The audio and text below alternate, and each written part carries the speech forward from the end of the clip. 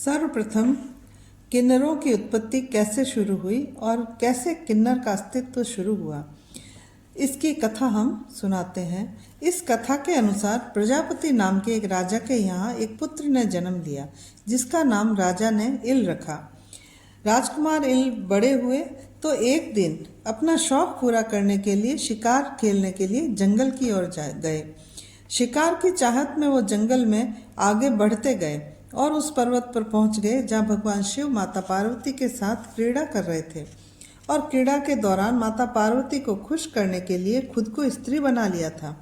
जब भगवान शिव ने स्त्री रूप धारण किया तो उस समय जंगल में मौजूद सभी प्राणी पेड़ पौधे भी स्त्री बन गए। राजा इल भी उसी जंगल में थे तो वो भी अचानक से स्त्री रूप में परिवर्तित हो गए और उनके साथ आए सभी सैनिक भी। राजा इल को समझ नहीं आ रहा था कि क्या हो रहा है, वो अचानक से स्त्री कैसे बन गए।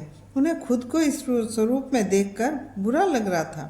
तभी उन्हें पता चला कि भगवान शिव के कारण ही वो सब स्त्री बन गए हैं। तब राजा इल और भी अधिक चिंतित हो गए क्योंकि अब सब कुछ भगवान शिव के हाथों में था।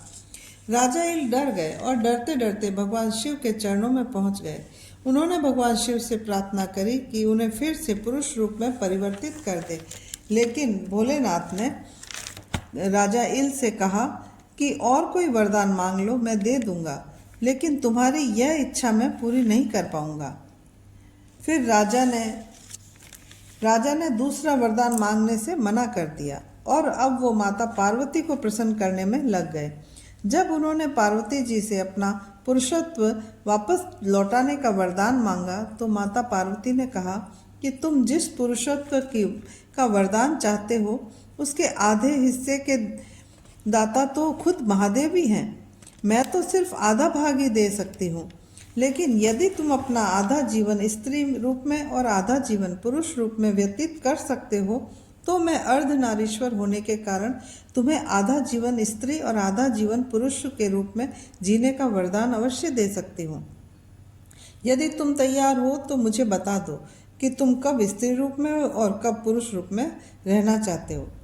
तब राजा ने बहुत कुछ सोच विचार कर माता पार्वती से कहा कि हे माँ, मैं 1 महीने स्त्री के रूप में और 1 महीने पुरुष के रूप में रहना चाहता हूँ। माता पार्वती ने यह आशीर्वाद राजा इल को दे दिया, लेकिन उनके सैनिक सारे स्त्री रूप में ही रहे।